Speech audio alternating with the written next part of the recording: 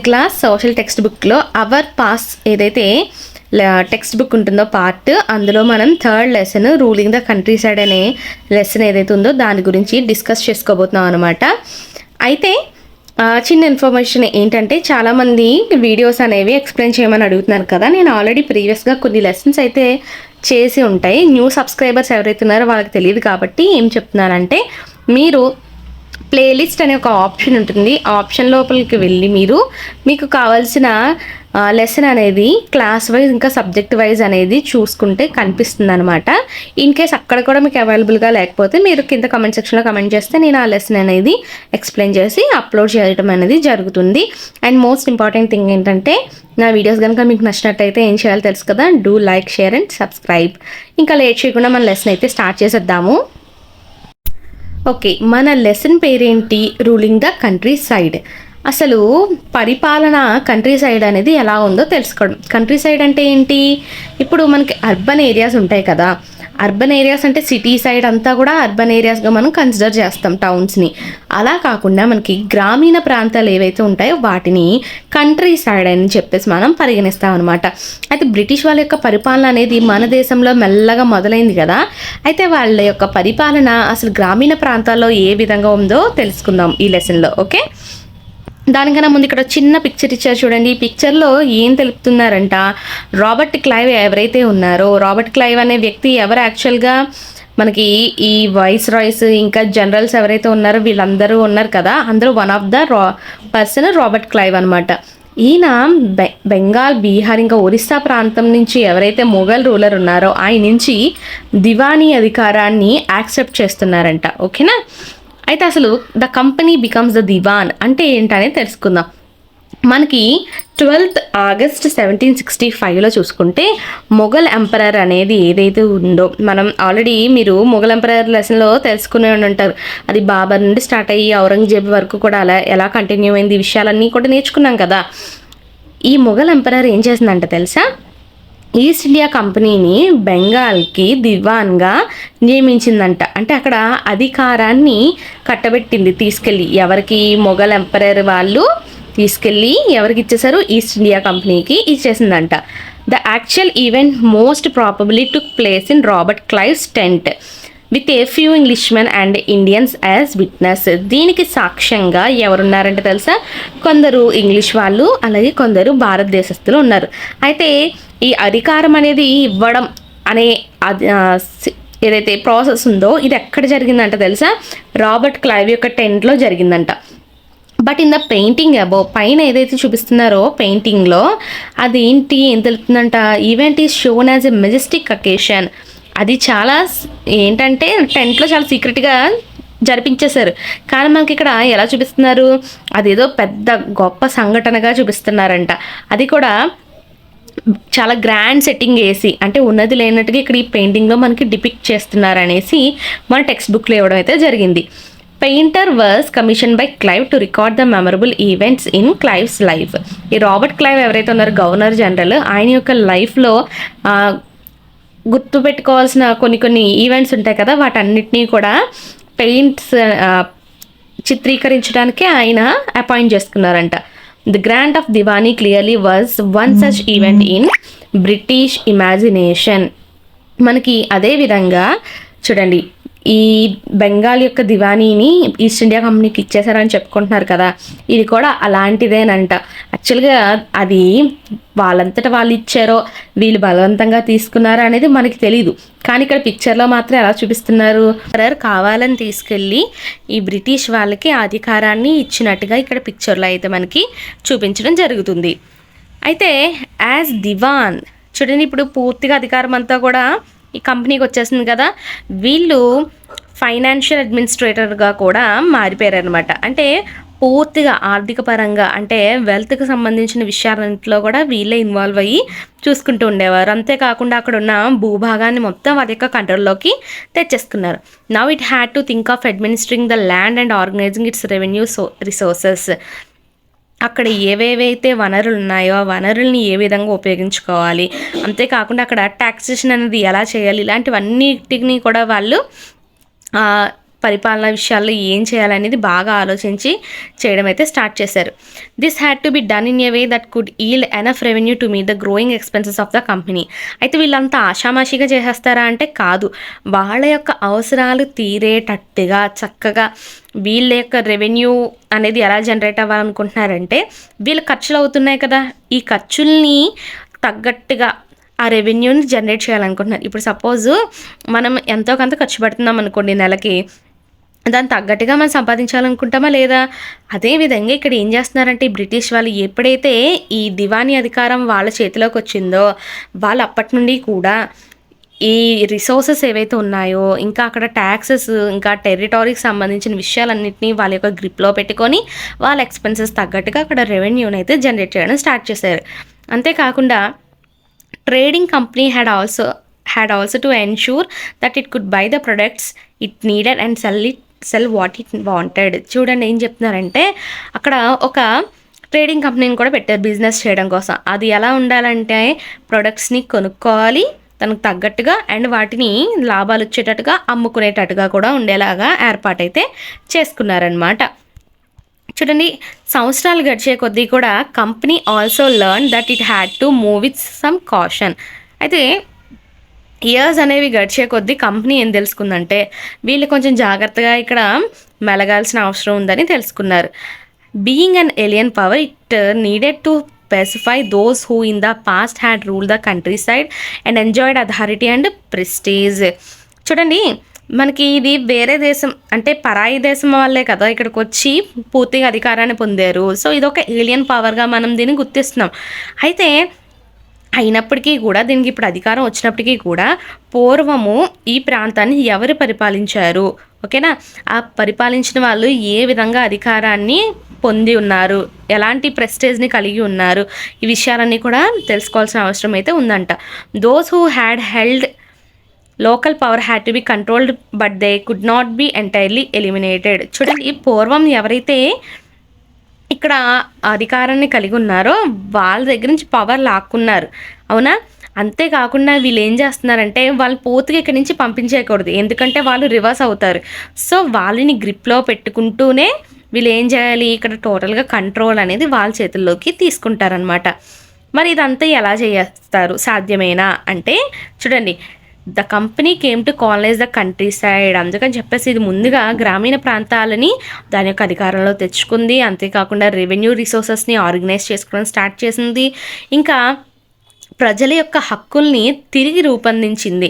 ఇంకా దానికి అవసరమైన పంటలు మాత్రమే ప్రజలు పండించేటట్టుగా కూడా చేసేసిందంట. Revenue for the company. మరి అసలు ఈ కంపెనీకి ఎటువంటి రెవెన్యూ వచ్చిందో చూద్దాం. The company had become the diwan but it still saw itself primarily as a trader. ఇక్కడ పూర్తిగా అధికారం తన చేతిలోకి వచ్చినప్పటికీ కూడా అంట ఆ కంపెనీ తన్ని తాను ఎలా చూసుకుందంటే ఒక వర్తకుడిగానే పరిగణించిందనమాట. అంటే వ్యాపారం చేసుకోవడమే కదా వాళ్ళు వచ్చారు. సో దాని నుంచి వాళ్ళు రెవెన్యూ పొందుతారు కాబట్టి వాళ్ళు చాలా పెద్ద ఎత్తున రెవెన్యూ అని అనుకున్నారు. But was unwilling to set up any regular system of assessment and collection. అయితే ఎప్పుడు రెగ్యులర్గా ఆ వస్తువులు కొనుక్కోవడం, అమ్మడం ఇలాంటి సిస్టమ్ కాకుండా ఏదైనా కొత్తగా తీసుకురావాలని చెప్పేసి అనుకున్నారనమాట. ఈ ఎఫర్ట్ ఏదైతే ఉందో ఇదంతా కూడా దేనికోసం అనేసి వీళ్ళు కష్టపడుతున్నారంటే to increase the revenue as much as it could and buy fine cotton and silk cloth as cheaply as possible. వీళ్ళు ఇక్కడ ఎక్కువ రెవెన్యూ అనేది పొందాలనుకుంటున్నారు. వీళ్ళు పొందాలి అనుకుంటే వీళ్ళ యొక్క మెయిన్ టార్గెట్ ఏంటంటే మంచి నాణ్యమైన ప్రతి, ఇంకా సిల్క్ తెలుసు కదా మీకు, ఈ రెండింటినీ కూడా ఎలా అయినా సరే ఇక్కడ చీప్ రేట్కి కొని దాన్ని చాలా ఎక్స్పెన్సివ్గా అమ్మాలని చెప్పేసి అనుకుంటున్నారనమాట. చూడండి, కేవలం 5 సంవత్సరాల్లో ఈ గూడ్స్ యొక్క వాల్యూ ఏదైతే ఉందో దాన్ని డబుల్ చేసేసింది కంపెనీ, ఓకేనా. 1765కి ముందు చూసుకుంటే కంపెనీ ఇండియాలో గూడ్స్ ఏవైతే ఉన్నాయో వాటిని పర్చేస్ చేసేదన్నమాట. ముఖ్యంగా ఎలా అంటే by importing gold and silver from Britain నుంచి ఇది గోల్డ్ని ఇంకా సిల్వర్ని ఇండియాలోకి తీసుకొచ్చి అవి ఇవ్వడం ద్వారా ప్రొడక్ట్స్ని కొనేది. అయితే ఇప్పుడు the revenue collected in Bengal could finance the purchase of goods for export. ఇది ఒకప్పుడు దీని దగ్గర ఎటువంటి రెవెన్యూ లేనప్పుడు బ్రిటన్ దేశం నుంచి గోల్డ్ సిల్వర్ తీసుకొచ్చి ఇక్కడ కాటన్ సిల్క్ లాంటివి క్లాత్ కొనుక్కునే చాలా తక్కువ రేటుకే. కానీ ఇప్పుడు ఆ అవసరమే లేదంట. ఇది ఏదైతే ప్రొడక్ట్స్ కొని అమ్ముకుంటుందో ఆ అమ్ముకోవడం ద్వారా వచ్చిన లాభాలతోనే ఇక్కడ పూర్తిగా బిజినెస్ అనేది చేసేస్తుంది అనమాట. అంటే ఇంకా ప్రాఫిట్సే కనిపిస్తున్నాయి వాళ్ళకి. Soon it was clear that the Bengal economy was facing a deep crisis. మనకి ఇక్కడ క్లియర్గా గమనించవచ్చు ఏంటంటే బెంగాల్ యొక్క ఎకనామీ అనేది ఏమైంది, పూర్తిగా దెబ్బతిందనమాట, పడిపోతూ వచ్చింది. చూడండి, చేతి వృత్తి వాళ్ళు, కుల వృత్తుల వారు ఎవరైతే ఉంటారో వాళ్ళంట ఏం చేశారని తెలుసా, పాపం గ్రామీణ ప్రాంతాలు వదిలేసి వెళ్ళిపోయేవారంట. ఓకేనా, వాళ్ళ యొక్క గూడ్స్ని కంపెనీకి లో ప్రైసెస్కి అమ్మేసేవారు, బలవంత పెట్టేవారంట. చాలా తక్కువ ప్రైస్కి అమ్మండి, మీరు ఎక్కువ ప్రైస్కి అయితే అమ్మద్దు అని చెప్పేసి వాళ్ళని బలవంత పెట్టి తక్కువ వాటికి కొనేసుకునేవారు. సో దానివల్ల వాళ్ళకి లాభాలు రావు. ఒకవేళ వాళ్ళు చేసినప్పటికీ కూడా వాళ్ళకి నష్టాలే కాబట్టి వాళ్ళు అక్కడ గ్రామీణ ప్రాంతాలు వదిలేసి పాప అక్కడి నుంచి పారిపోయేవారంట. అంతేకాకుండా పీజెంట్స్ ఎవరైతే రైతులు ఉన్నారో వాళ్ళు అప్పులు అనేవి తీర్చలేక చాలా చాలా ఇబ్బందులు పడ్డారంట. ముఖ్యంగా ఆర్టిజనల్ ప్రొడక్షన్ ఏదైతే ఉందో అది పూర్తిగా తగ్గిపోయింది. చేతి వృత్తుల వారు, కుల వృత్తుల వారు వాళ్ళ యొక్క పనులు చేయడం మానేశారనమాట. అంతేకాకుండా అగ్రికల్చర్ కల్టివేషన్ కూడా పడిపోయింది. అంటే అక్కడ మనకి వ్యవసాయం కూడా మెల్లమెల్లగా పడిపోతూ వచ్చిందంట. ఓకే, అది దానికి సింబల్గా చెప్పచ్చు మనం. అయితే 1717లో అంట చూసుకుంటే మనకి ఒక చాలా పెద్ద ఎత్తున కరువు అనేది వచ్చి పడింది బెంగాల్లో. ఓకేనా, గుర్తుపెట్టుకోండి, బెంగాల్ కరువు ఎప్పుడు వచ్చింది, 1770లో రావడం అయితే జరిగింది. ఈ కరువు వల్ల అంట బెంగాల్ ఇంచుమించు 10 మిలియన్ పీపుల్ చనిపోవడం జరిగింది. ఎంతమంది చనిపోయారు, 10 మిలియన్ పీపుల్. ఇంకా 1/3 ఆఫ్ పాపులేషన్ ఏదైతే ఉందో అది పూర్తిగా వైపౌట్ అయిపోయింది. అంటే జనాభాలో 3 భాగాల్లో 1 భాగం చనిపోయారనమాట బెంగాల్లో. నెక్స్ట్ చూడండి, ఇక్కడ ఒక ఫిగర్ అయితే మనకి ఇవ్వడం జరిగింది కదా. ఈ ఫిగర్ దేన్ని చెప్తుందంటే a weekly market in Murshidabad in Bengal. బెంగాల్లో ముషీరాబాద్ అనే ప్రాంతంలో మనకి వారపు సంతలు జరుగుతాయి కదా, దాని యొక్క పిక్చర్ ఇచ్చారు. పీజెంట్స్ ఇంకా ఆర్టిజన్స్ ఎవరైతే ఉన్నారో అంటే రైతులు ఇంకా చేతి వృత్తుల వాళ్ళు ఏంటంటే గ్రామీణ ప్రాంతాల నుంచి రెగ్యులర్గా ఈ మార్కెట్ ప్లేస్కి అయితే వస్తూ ఉండేవారు అనమాట. వచ్చి వాళ్ళ యొక్క ప్రొడక్ట్స్ని అమ్ముకునేవారు అండ్ వాళ్ళకి అవసరమైన వస్తువులు కొనుక్కొని వెళ్తూ ఉండేవారు. These markets were badly affected during the time of economic crisis. ఎప్పుడైతే ఆర్థిక సంక్షోభం వచ్చిందో అప్పుడు ఈ మార్కెట్స్ అన్నీ కూడా పడిపోయినాయి అనమాట, అసలు కోలుకోలేకపోయారు. చూడండి, ఇక్కడ మార్కెట్స్ని ఏమంటున్నారు, హార్ట్స్ అనేసి పిలవడం కూడా జరుగుతుంది. Next one, the need to improve agriculture. చూడండి, if the economy was in ruins could the company be certain of its revenue income. ఇప్పుడు పూర్తిగా ఆర్థిక పరంగా సంక్షోభం అనేది ఏర్పడింది. అలాంటప్పుడు కంపెనీకి లాభాలు వస్తాయా అంటే వాళ్ళకి కూడా రావు, పడిపోతుంది అనమాట. Most company officials began to feel that investment in land had to be encouraged and agriculture had to be improved. అయితే చాలామంది అధికారులు ఏమనుకున్నారంటే, ఆ కంపెనీ అధికారులు ఖచ్చితంగా భూమిపైన పెట్టుబడి పెట్టాల్సిన అవసరం ఉంది. అంతేకాకుండా దేన్ని ఇంప్రూవ్ చేయాలంట, ఖచ్చితంగా వ్యవసాయాన్ని ఇంప్రూవ్ చేయాల్సిన అవసరం ఉందని బలంగా నమ్మారు. మరి ఇది ఎలా చేస్తారు అంటే 2 decades తర్వాత, 1 decade అంటే 10 years కదా, అంటే 2 decades అంటే 20 years తర్వాత ఈ క్వశ్చన్ మీద డిబేట్ చేసిన తర్వాత ఫైనల్గా వాళ్ళు పర్మనెంట్ సెటిల్మెంట్ని ఇంట్రడ్యూస్ చేయడం జరిగింది. ఎప్పుడు, 1793. అయితే దీని ప్రకారం ఏంటంటే రాజాస్ ఇంకా తాలూక్దార్స్ ఎవరైతే ఉన్నారో వాళ్ళని జమీందార్స్గా గుర్తించడం జరిగింది. మనకు అక్కడ చిన్న చిన్న రాజుల వాళ్ళు ఉంటారు కదా, ఇంకా తాలూక్దార్స్, వీళ్ళని జమీందార్స్గా గుర్తించారు. గుర్తించిన తర్వాత వీళ్ళని ఎవరైతే రైతులు పంటలు పండిస్తున్నారో వాళ్ళ దగ్గరికి వెళ్ళి ఏం కలెక్ట్ చేయమన్నారు, రెంట్ని కలెక్ట్ చేయమన్నారు. కలెక్ట్ చేసి దాన్ని తీసుకొచ్చి కంపెనీకి రెవెన్యూ రూపంలో ఇవ్వండి అని చెప్పేసి అడగడం జరిగింది. అయితే ఈ రెవెన్యూ కట్టాల్సిన ఉంది చూసారా, దాన్ని పర్మనెంట్గా అయితే ఫిక్స్ చేస్తారనమాట. అంతేకాకుండా దాన్ని ఫ్యూచర్లో పెంచమని చెప్పేసి కూడా వాళ్ళు చెప్పడం జరిగింది.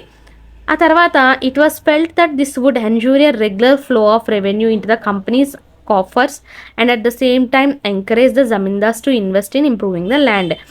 దీనివల్ల ఏమైందంటే ఇప్పుడు ఈ పర్మనెంట్ సెటిల్మెంట్ వల్ల ఏమంటున్నారు, మీకు ఇంత రెవెన్యూ అనేది ఫిక్స్ చేస్తున్నాము, సో మీరు వెళ్ళి వాళ్ళ దగ్గర కలెక్ట్ చేసి తీసుకొచ్చి మాకు ఇవ్వండి, ఫ్యూచర్లో కూడా దీన్ని మేము ఏ విధంగా అసలు పెంచము అని చెప్పేసి అంటున్నారు కదా. ఇలా పెంచకపోవడం వల్ల రైతులు ఇంకా ఎక్కువగా పంటలు పండిస్తారు, ఎక్కువ రెవెన్యూ వస్తుందని చెప్పేసి వాళ్ళు అనుకోవడం అయితే జరిగిందంట. ఓకేనా. Since the revenue demand of the state would not be increased, the Jamindar would benefit from increased production from the land. ఇప్పుడు ఏంటంటే రైతు చాలా ఎక్కువ పండించినప్పుడు ఆటోమేటిక్గా దాని మీద వేసే ట్యాక్స్ కూడా ఎక్కువ వస్తుంది యాక్చువల్గా అయితే. కానీ ఇక్కడ ఏమైంది, బ్రిటిష్ వాళ్ళు పెట్టిన పాలసీ ప్రకారము ట్యాక్స్ పెంచరు, అవునా. సో దీని నుంచి ఆటోమేటిక్గా లాభం పొందింది ఎవరో తెలుసా, అక్కడ కొంచెమే ఇవ్వాలి ఎవరికి, అక్కడ కంపెనీ వాళ్ళకి. అండ్ రైతు వచ్చేసి ఆయన ఏదైతే పండించారో దాని మీద జమీందారు మధ్యలో లాభపడ్డారనమాట. ఎక్కువ ఏదైతే పంట పండించారో దాని నుంచి లాభాలు తీసుకోవడం జరిగింది. ఓకేనా. ఇక్కడ ఒకసారి చూడండి, కార్న్వాలిస్ యొక్క పిక్చర్ ఇచ్చారు.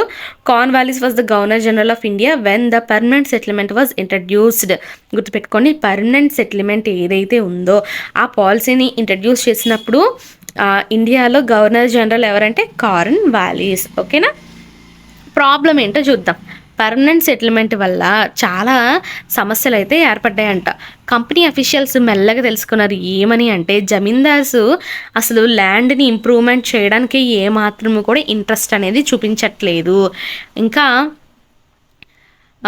The revenue that had been fixed was so high that the zamindars found it difficult to pay. అంతేకాకుండా రెవెన్యూ అనేది చాలా పెద్ద ఎత్తున పెట్టేశారు కాబట్టి జమీందార్స్ దాన్ని కట్టలేకపోతున్నారు అనేసి కూడా గుర్తించారంట. ఎవరైతే ఇక్కడ who fail to pay the revenue lost his zamindari. ఇప్పుడు పన్ను అనేది కట్టలేదనుకోండి టైంకి, ఖచ్చితంగా ఏమవుతుంది, వాళ్ళ యొక్క జమీందారీతనాన్ని తొలగించేస్తారంట. చాలామంది జమీందార్స్ ఎవరైతే ఉన్నారో వాళ్ళు ఏం చేశారంటే తెలుసా, were sold off at auctions organized by the company. వేరే వాళ్ళు సపోజ్ వాళ్ళు రెవెన్యూ కట్టలేకపోయారు అనుకోండి, వాళ్ళ యొక్క జమీందారీతనం పోతే దాన్ని వేలం పాటలో పాడుకొని వేరొకరు పొందడం, ఇలాంటి ప్రాబ్లమ్స్ అన్నీ కూడా ఫేస్ చేయాల్సి వచ్చిందంట. ఫస్ట్ డికేడ్లో చూసుకుంటే 19th centuryలో సిచ్యువేషన్ అనేది మారిపోయింది. మార్కెట్లో ఉన్న ప్రైసెస్ అనేవి బాగా పెరిగిపోయినాయి అంట. కల్టివేషన్ ఏమో చాలా మెల్లగా ఎక్స్పాండ్ అవుతూ వచ్చిందంట. ఓకేనా. దీని అర్థం ఏంటంటే, increase in the income of the zamindars but no gain for the company. ఇక్కడ మనం గమనించాల్సిన విషయం ఏంటి, జమీందార్స్కి ఇన్కమ్ అయితే బాగానే పెరిగింది కానీ కంపెనీకి ఎటువంటి లాభము రాలేదు. సో ఆటోమేటిక్గా రెవెన్యూ డిమాండ్ అనేది ఏమైతే వచ్చింది, పెరుగుతూ వచ్చింది. ఓకేనా. అయినప్పటికీ వీళ్ళు పెంచగలరా అంటే పెంచలేరు. ఎందుకని, అప్పటికే ఆల్రెడీ ఏమైంది, అక్కడ మనము ఫిక్స్ చేసేసుకుంది, పలానా రెవెన్యూ కట్టాలి అని చెప్పేసి ఫిక్స్ చేసేసుకుంది. దాన్ని పెంచాలి అనుకుంటే ఇప్పుడు పెంచగలరా అంటే పెంచలేరు. అంతేకాకుండా జమీందార్స్ కూడా ఎటువంటి ఇంట్రెస్ట్ లేదు అసలు ల్యాండ్ని ఇంప్రూవ్ చేయడానికి. కొందరు వాళ్ళ యొక్క ల్యాండ్స్ని కోల్పోయారు కూడా. ఓకేనా. Others now saw the possibility of earning without the trouble and risk of investment. So ఈజీగా ఎర్న్ చేయొచ్చు ఎటువంటి ఇన్వెస్ట్మెంట్ లేకుండా అని చెప్పేసి కొందరు జమీందార్స్ అనుకోవడం కూడా జరిగింది. అయితే జమీందార్స్ ఎప్పటి వరకు అయితే land to tenants and get rent, they were not interested in improving the land. చూడండి, రైతులకి కౌలుకి భూమి ఇచ్చి అక్కడ రెంట్ని పొందడానికి ఇంట్రెస్ట్ చూపిస్తున్నారు కానీ వాళ్ళు దాన్ని ఇంప్రూవ్ చేయడానికి అంటే పెట్టుబడులు పెట్టడానికి ఏమాత్రం ఇంట్రెస్ట్ అయితే చూపించలేదంట. ఇక్కడ మీరు గమనించినట్లయితే ఈ పర్మనెంట్ సెటిల్మెంట్లో చాలా ప్రాబ్లమ్స్ అయితే ఉన్నాయి, అవునా. నెక్స్ట్ చూద్దాం ఒకసారి. ఇంకో పక్క చూసుకుంటే విలేజెస్లో cultivator found the system extremely oppressive. ఎవరైతే రైతులు ఉన్నారో వాళ్ళకి ఏమనిపించిందంటే ఈ సిస్టమ్ అనేది చాలా చాలా ఇబ్బందికరంగా ఉందంట. రెంట్ అనేది జమీందార్కి ఎవరు కడుతున్నారు కదా వీళ్ళు, అది చాలా ఎక్కువ ఉంది. అంతేకాకుండా his right on the land was insecure. ఇప్పుడు రెంట్ మీద అయినా పంట పొలాన్ని పండిస్తున్నారు అండ్ పండించినప్పుడు దాని మీద ఇవ్వాల్సిన రెవెన్యూ కూడా చాలా ఎక్కువ ఉంది. కానీ ఎప్పటికైనా అతని యొక్క హక్కు అనేది ఉంటుందా దాని మీద అంటే చెప్పలేం. ఎప్పుడైనా సరే జమీందారు వచ్చి నువ్వు ఈ రోజు నుంచి ఇంక ఇక్కడ చేయకు, అది ట్యాక్స్ కట్టేసిన తర్వాత నువ్వు వెళ్ళిపోయి ఇక్కడి నుంచి అంటే పాపం దెబ్బతింటాడు కదా అక్కడ రైతు. To pay the rent he had to often take a loan from the money lender. పాపం వీళ్ళు వడ్డీ వ్యాపారుల నుంచి లోన్ తీసుకోవాల్సిన అవసరం కూడా వచ్చేదంట రెంట్ని కట్టడానికి. అంతేకాకుండా ఇతను ఒకవేళ ఫెయిల్ అయ్యాడు అనుకోండి రెంట్ కట్టడానికి, ఆటోమేటిక్గా ఏం చేసేవారు, అక్కడి నుంచి పంపించేసేవారు అనమాట. తరతరాల పాటు పాపం వాళ్ళు వ్యవసాయం చేసుకోలేక చాలా చాలా ఇబ్బందులు అయితే పడ్డారు. ఇక్కడ ఒక వర్డ్ ఇచ్చింది చూడండి, మహల్ అంటే ఏంటంటే బ్రిటిష్ రెవెన్యూ రికార్డ్స్లో మహల్ అనేది ఒక రెవెన్యూ ఎస్టేట్ అంట, which may be a village or a group of village. ఒక ఊరిని కానీ కొన్ని ఊర్ల యొక్క సమూహాన్ని కానీ మనం ఇక్కడ మహల్ అనేసి పిలుస్తాం. ఇది బ్రిటిష్ వాళ్ళ యొక్క రెవెన్యూ రికార్డ్స్లో ఈ రకంగా అయితే మెన్షన్ చేయడం జరిగింది. A new system is devised. అయితే ఈ పర్మనెంట్ సెటిల్మెంట్ అనేది అస్సలు బాగాలేదు కాబట్టి కొత్త సిస్టమ్ని ఏర్పాటు చేయడానికి చూసారనమాట. చూద్దాం ఒకసారి. మనకి 19th century స్టార్టింగ్లో చూసుకుంటే కంపెనీ అఫీషియల్స్ అందరూ కూడా ఏమని కన్విన్స్ అయ్యారంటే మనకి system of revenue had to be changed again. ఇక్కడ మనకి ఏదైతే మనం రెవెన్యూ కలెక్ట్ చేస్తున్నామో ఆ సిస్టమ్ ఏమాత్రం బాగాలేదు కాబట్టి దాన్ని ఇప్పుడు అర్జెంటుగా ఏం చేయాలనుకుంటున్నారు, మార్చేయాలి అనేసి అనుకుంటున్నారు. How could revenues be fixed permanently at a time when the company needed more money to meet its expenses of administration and trade? మరి రెవెన్యూస్ అనేవి పర్మనెంట్గా ఫిక్స్ చేసేసాం కదా, అట్లాంటప్పుడు కంపెనీకి అవసరమైన రెవెన్యూ మీట్ చేయాలి అంటే ఏ విధంగా అసలు ఇక్కడ పరిపాలన మార్చాలి అనే విషయాన్ని క్వశ్చన్ చేస్తున్నారు. నార్త్ వెస్టర్న్ ప్రావిన్సెస్ చూసుకుంటే బెంగాల్ ప్రెసిడెన్సీలో ఈ ఏరియా ఏంటంటే ఇప్పుడు మ్యాక్సిమం అంతా ఉత్తరప్రదేశ్లో ఉందంట. అక్కడ ఒక ఇంగ్లీష్ పర్సన్ ఉన్నారు, ఆయన పేరు వచ్చేసి ఏంటో తెలుసా, హాల్ మెకెన్జీ అనమాట. ఈయన ఒక న్యూ సిస్టమ్ని స్టార్ట్ చేశారు, ఇంట్రడ్యూస్ చేశారనమాట. ఇది వచ్చేసి మనకి 1822 నుండి అమల్లోకి వచ్చిందని చెప్పుకోవచ్చు. ఈయన ఏమని ఫీల్ అయ్యారంటే విలేజ్, గ్రామం అనేది చాలా చాలా ముఖ్యమైనది, ఓకేనా. ఒక సమాజంలో చాలా ముఖ్యమైన సంస్థ గ్రామంగా ఈయన చెప్పడం జరిగిందంట, ఓకే. అంతేకాకుండా దాన్ని చాలా జాగ్రత్తగా భద్రపరచాలి, చూసుకోవాలి అనేసి చెప్పారు. ఈయన యొక్క డైరెక్షన్స్లో చూసుకుంటే కలెక్టర్స్ ఎవరైతే ఉంటారో, ట్యాక్స్ కలెక్టర్స్ ఎవరైతే ఉంటారో వాళ్ళు గ్రామం నుంచి గ్రామానికి వెళ్ళి అక్కడ ఉన్న భూమిని చాలా జాగ్రత్తగా పరిశీలించారంట, ఓకేనా. ఇన్స్పెక్టింగ్ ద ల్యాండ్, అంతేకాకుండా మెజరింగ్ ద ఫీల్డ్స్, కొలతలు తీసుకునేవారంట అక్కడ ఉన్న పంట పొలాలవి.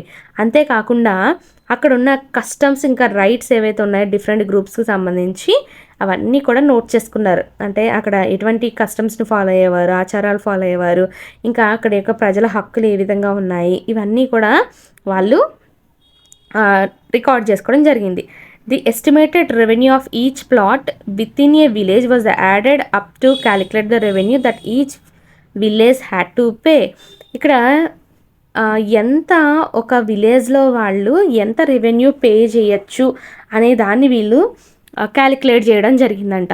ఈ డిమాండ్ అనేది పీరియాడికల్గా అంటే టైం వైజ్ దాన్ని ఏం చేయాలి, మళ్ళీ తిరిగేస్తూ ఉండాలి ఎప్పటికప్పుడు. అంతేకాకుండా ఇది పర్మనెంట్గా ఫిక్స్ చేసింది అయితే కానే కాదు. ఇంకా the charge of collecting the revenue and paying it to the company was given to the village headman rather than the zamindar. మనకి పర్మనెంట్ సెటిల్మెంట్లో ఏం చేశారు, జమీందార్కి అప్పగించారు ట్యాక్స్ కలెక్ట్ చేయమని. కానీ ఇక్కడ ఏం చేశారంటే ఈ కొలతలన్నీ వేసుకొని సర్టెన్ ట్యాక్స్ని ఫిక్స్ చేసి దాన్ని పీరియాడికల్గా మార్చుతూ వస్తున్నారు కదా. ఇక్కడ ఈ బాధ్యతని, ట్యాక్స్ కలెక్ట్ చేసే బాధ్యతని ఎవరికి ఇచ్చారంటే విలేజ్ హెడ్మన్, గ్రామ పెద్ద ఎవరైతే ఉన్నారో ఆయనకి ఇవ్వడం జరిగింది. సో ఈ సిస్టమ్ని ఎలా పిలుచుకుంటూ వచ్చారంటే మహల్వారీ సెటిల్మెంట్ అనేసి పిలవడం జరిగింది. ఎందుకని వాళ్ళు విలేజ్కి వెళ్ళి అక్కడ ఉన్న మొత్తం అన్నిటినీ కూడా ఇన్స్పెక్షన్ చేసి మెజర్మెంట్స్ తీసుకొని ట్యాక్స్ వేయడం జరిగింది కదా. అక్కడ విలేజ్ని మహల్ అనేసి పిలుస్తారు, ఆ బ్రిటిష్ రికార్డ్స్ అని చెప్పుకున్నాం కదా. అందుకని దీన్ని ఏమంటున్నారంటే ఈ సిస్టమ్ని మహల్వారీ సిస్టమ్ అనేసి పిలవడం జరుగుతుంది, ఓకే. నెక్స్ట్ చూడండి, ఇక్కడ ఒక వ్యక్తి ఒక పిక్చర్ ఇచ్చారు. ఈయన ఎవరంటే థామస్ మన్రో. ఈయన మద్రాసు యొక్క గవర్నర్గా మనం చెప్పచ్చు. మన్రో సిస్టమ్ గురించి ఒకసారి చూద్దాము. బ్రిటిష్ టెరిటరీస్ చూసుకుంటే ముఖ్యంగా సౌత్లో, దక్షిణ భాగంలో బ్రిటిష్ టెరిటరీస్ ఏవైతే ఉన్నాయో అవంట similar move away from the idea of permanent settlement. అంటే ఇక్కడ మనం ఫస్ట్ చెప్పుకున్నాం కదా పర్మనెంట్ సెటిల్మెంట్, అటువంటి సిస్టమ్ కాకుండా ఇంచుమించు ఈ మహల్వారీ సిస్టమ్ ఏదైతే చెప్పుకున్నామో ఆ విధంగానే ఇక్కడ రెవెన్యూ సిస్టమ్ని ఏర్పాటు చేయడం జరిగింది. ఇక న్యూ సిస్టమ్ అనేది ఇంట్రడ్యూస్ చేశారనమాట. దాన్ని ఏమని పిలుస్తున్నారంటే రైత్వారీ సిస్టమ్ అనేసి పిలవడం జరుగుతుంది. దీన్ని ఫస్ట్ అంతా ఒకసారిగా అమలు చేసేయకుండా ఫస్ట్ కొంచెం భూభాగం ఏదైతే ఉంటుందో కొంచెం కొన్ని ప్రాంతాల్లో అమలు చేయడం స్టార్ట్ చేశారు. దీన్ని స్టార్ట్ చేసింది ఎవరు అంటే కెప్టెన్ అలెగ్జాండర్. ఎవరు? Captain Alexander. Read in some of the areas that were taken over by the company after the wars with Tipu Sultan. చూడండి, టిప్పు సుల్తాన్ ఎవరైతే ఉన్నారో ఆయన గురించి మీరు లాస్ట్ క్లాస్లో చెప్పుకున్నారు కదా, దీని ముందు ప్రీవియస్ లెసన్స్లో. ఆయనతో యుద్ధం అనేది అయిపోయిన తర్వాత కొన్ని ప్రాంతాల్లో మనకి ఈ రైతువారీ సిస్టమ్ని ఇంట్రడ్యూస్ చేయడం అయితే జరిగింది. Subsequently developed by Thomas Munro. దీన్ని కెప్టెన్ అలెగ్జాండర్ ఎవరైతే ఉన్నారో ఆయన స్టార్ట్ చేశారు కదా, దీన్ని డెవలప్ చేసిన వ్యక్తి ఎవరంట? Thomas Munro. ఈ సిస్టమ్ అనేది మెల్లమెల్లగా సౌత్ ఇండియా మొత్తము ఏం చేశారు? ఎక్స్టెండ్ చేయడం అయితే జరిగింది. రీడ్ ఇంకా మన్రో ఎవరైతే ఉన్నారో వీళ్ళిద్దరూ కూడా ఏం ఫైండ్ అవుట్ చేశారంటే ట్రెడిషనల్ జమీందార్స్ ఎవరు కూడా సౌత్లో లేరంట. అంతేకాకుండా the settlement they argued had to be made directly with the cultivators. ఇక్కడ వీళ్ళు ఏదైతే సిస్టమ్ని తీసుకొస్తున్నారో దానికోసం వీళ్ళు డైరెక్ట్గా ఎవరితో మాట్లాడాల్సిన అవసరం ఉందంట? కల్టివేటర్స్ అంటే రైతులతోనే వాళ్ళు డైరెక్ట్గా మాట్లాడాల్సిన అవసరం అయితే ఉంది. వీళ్ళు ఎప్పటి నుంచో తరతరాల నుంచి కూడా భూమిని సాగు చేసుకుంటూ పంట పొలాలు అనేవి పండించుకుంటూ వచ్చారు. అంతేకాకుండా వాళ్ళ యొక్క పొలాలు అనేవి చాలా కేర్ఫుల్గా సపరేట్గా సర్వే అయితే చేయాలి. ఈ రెవెన్యూ అసెస్మెంట్ చేసే కన్నా ముందు చాలా జాగ్రత్తగా చేయాల్సిన పరిస్థితి అయితే ఉందన్నమాట. మన్రో ఏమనుకున్నారంటే British should act as a paternal father figures protecting the rights and under their charge. వీళ్ళు ఏమన్నారు చూడండి, బ్రిటిష్ వాళ్ళు ఒక తండ్రి పాత్ర పోషించాలి. అది కూడా ఎక్కడ? ప్రొటెక్టింగ్ ద రైతులు ఎవరైతే ఉన్నారో వాళ్ళ యొక్క భూమికి వాళ్ళకి ఎటువంటి ఆపద రాకుండా జాగ్రత్తగా కాపాడాలి అని చెప్పేసి ఆయన భావించారు. ఎవరు? Munro. All was not well. చూడండి, అంతా ఏమీ బాగాలేదంట. కొన్ని సంవత్సరాల తర్వాత న్యూ సిస్టమ్స్ అనేవి ఎప్పుడైతే ఇంపోజ్ చేశారో ఆ తర్వాత it was clear that all was not well with them. అంతా సవ్యంగా అయితే ఏమీ సాగట్లేదని తెలుసుకోవడం జరిగింది. Driven by the desire to increase the income from land, revenue officials fixed too high a revenue demand. చూడండి, ఇక్కడ వాళ్ళ యొక్క కోరిక ఏంటి? ఎలా అయినా సరే ఇన్కమ్ అనేది ఎక్కువ పొందాలని చెప్పేసి అనుకున్నారు కంపెనీ అఫీషియల్స్. అవునా? రెవెన్యూ అఫీషియల్స్ ఏం చేశారు? చాలా ఎక్కువ రెవెన్యూని డిమాండ్ చేశారనమాట. అయితే పాపం అక్కడ పీజెంట్స్ ఎవరైతే ఉన్నారో అంటే రైతులు ఎవరైతే ఉన్నారో దాన్ని కట్టలేని పరిస్థితి. అంతేకాకుండా ఇక్కడ రైతులందరూ కూడా flood the countryside and villages became deserted in many regions. ఆ గ్రామీణ ప్రాంతాల నుంచి అక్కడ పారిపోయేవారంట. సో ఆటోమేటిక్గా అక్కడ గ్రామాలన్నీ కూడా ఎడారులుగా మారిపోయాయి. Optimistic officials had imagine that the new systems would transform the peasants into rich enterprising farmers, but this did not happen. యాక్చువల్గా ఎవరైతే అఫీషియల్స్ ఉన్నారో వాళ్ళందరూ ఏమని అనుకున్నారు? ఈ సిస్టమ్ అనేది పూర్తిగా మార్చేస్తుంది, రైతుల్ని చాలా రిచ్ పీపుల్ చేస్తుంది అనుకున్నారు. కానీ అది అస్సలు జరగలేదు. దానికి టోటల్ ఆపోజిట్లో సిచ్యువేషన్స్ అనేవి జరిగాయి. నెక్స్ట్, క్రాప్స్ ఫర్ యూరప్ దేశానికి సంబంధించి ఎటువంటి పంటలు అనేవి పండించాలో చూద్దాము. బ్రిటిష్ వాళ్ళు ఏం రియలైజ్ అయ్యారంటే ముఖ్యంగా గ్రామీణ ప్రాంతాల్లో కేవలం రెవెన్యూ అనేది రాదు అనేసి తెలుసుకున్నారు. It could also grow the crops that Europe required. అంటే ఓన్లీ ఇక్కడ రెవెన్యూ పొందడమే కాకుండా యూరప్ దేశాలకు అవసరమైన పంటలు కూడా పండించేవారంట. 18th century చివరిలో చూసుకుంటే కంపెనీ చాలా పెద్ద ఎత్తున దాని యొక్క బెస్ట్ ట్రై చేసింది. దేనికి అంటే ముఖ్యంగా ఆపియం ఇంకా ఇండిగో అనే 2 రకాల పంటల్ని పండించడానికి. ఇండిగో అంటే నీలిమందు మీకు తెలుసు, ఇంకా ఓపియం అంటే మనకు వచ్చేసి ఇది కాస్త మత్తుమందు టైప్ ప్లాంట్గా మనం చెప్పచ్చు అనమాట. అయితే ఈ సెంచరీలో చూసుకుంటే and half that followed the British persuaded or forced cultivators in various parts of India to produce other crops. చూడండి, ఇవే కాకుండా ఇండియాలో వేరే వేరే ప్రాంతాల్లో మనకి వీళ్ళు రైతుల్ని బలవంతంగా కొన్ని రకాల పంటలను అయితే పండించేటట్టు చేశారంట. అవి ఏంటంట? జూట్ ఇన్ బెంగాల్, జనుమంటాం కదా దాన్ని బెంగాల్లో, టీ వచ్చేసి అస్సాంలో, ఇంకా చెరుకు యునైటెడ్ ప్రావిన్స్ అదే ప్రజెంట్ ఉత్తరప్రదేశ్ అనమాట. ఇంకా వీట్ గోధుమలు వచ్చేసి పంజాబ్లో, ఇంకా కాటన్ వచ్చేసి మహారాష్ట్ర ఇంకా పంజాబ్ రెండటల్లో, రైస్ వచ్చేసి మద్రాసులో బలవంతంగా వీళ్ళతో పండించేవారు. మరి అసలు ఇది ఎలా సాధ్యం అంటే బ్రిటిష్ వాళ్ళు చాలా రకాల పద్ధతులను ఉపయోగించారంట. ముఖ్యంగా ఈ పంటలు అనేవి పండించడానికి, వాళ్ళకి అవసరమైన పంటలు పండించుకోవడానికి. దాని గురించి ఒక స్టోరీ అయితే మనం తెలుసుకోవడానికి ట్రై చేద్దాము, అలాంటి ఒక క్రాప్కి సంబంధించి. అండ్ దాని యొక్క ప్రొడక్షన్ గురించి కూడా తెలుసుకుందాం. Does colour have a history? ఇక్కడ మనకి 2 ఫిగర్స్ ఇచ్చారు చూడండి. అందులో ఫస్ట్ది వచ్చేసి ఏంటి, కలంకారీ ప్రింట్ అనమాట. ఇది 20th సెంచరీ ఇండియాలోది. ఇంకా ఫిగర్ 6 వచ్చేసి మారిస్ కాటన్ ప్రింట్ అనమాట. ఇది వచ్చేసి మనకి లేట్ 19th సెంచరీ, ఇది వచ్చేసి ఇంగ్లాండ్లోది. ఇక్కడ మీరు చూస్తే కనుక 2 కూడా కాటన్ ప్రింట్స్ యొక్క ఇమేజెస్, ఓకేనా. ఫిగర్ 5 ఏదైతే ఉందో లెఫ్ట్ సైడ్ ఉన్న పిక్చర్ వచ్చేసి కలంకారీ ప్రింట్ అని మనం చెప్పుకున్నాం. ఇది ఎక్కడ తయారు చేస్తారంటే మనకి మన ఆంధ్రప్రదేశ్లో ఎవరైతే నేత నేసే వాళ్ళు ఉన్నారో వాళ్ళు ప్రిపేర్ చేస్తారనమాట. ఇంకోటి వచ్చేసి రైట్ సైడ్ అని చూసారు, అది ఒక ఫ్లోరల్ కాటన్ ప్రింట్ అనమాట. దీన్ని వచ్చేసి విలియం మారిస్ ఎవరైతే ఒక ఫేమస్ పోయిట్ ఇంకా ఆర్టిస్ట్ ఉన్నారో ఆయన ప్రొడ్యూస్ చేయడం జరిగింది. అది అక్కడ బ్రిటన్ దేశంలో, ఓకేనా. There is one thing common in the 2 prints. అయితే ఈ 2 ప్రింట్స్లో కూడా ఒక కామన్ థింగ్ ఉందంట. అది ఏంటంటే రెండిట్లో కూడా ఒక రిచ్ బ్లూ కలర్ని వాడడం జరుగుతుంది. ఆ రిచ్ బ్లూ కలర్ ఏదో కాదు, ఇండిగో, నీలిమందు. Do you know how this colour was produced? మీకు తెలుసా అసలు ఈ కలర్ అనేది ఎలా తయారు చేస్తారో? మీరు కూడా ఇంట్లో చూసే ఉంటారు, మీ ఇంట్లో మీ మదర్ బట్టలు ఉతికినప్పుడు ఇండిగోని అక్కడక్కడ వాడుతూ ఉంటారు, అవునా? The blue that you see in these prints was produced from a plant called indigo. ఈ కలర్ అనేది ఎలా ప్రొడ్యూస్ అవుతుందంట, ఇండిగో మొక్క నుంచి ప్రొడ్యూస్ అవుతుందంట. ఇది చూడడానికి ఎలా ఉంటుందంటే బ్లూ డై, ఒక నీలిరంగు పెయింట్ లా కనిపిస్తూ ఉంటుంది అనమాట, ఓకేనా.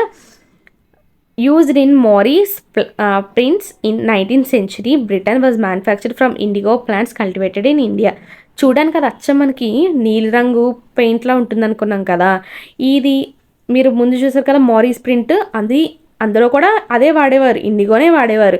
అయితే మరి ఆ ఇండిగో ఎక్కడ పండించేవారంటే తెలుసా? మన ఇండియాలో పండించిన ఇండిగో ఏదైతే ఉందో దాన్ని తీసుకెళ్ళి వాళ్ళే వాడుకునేవారు.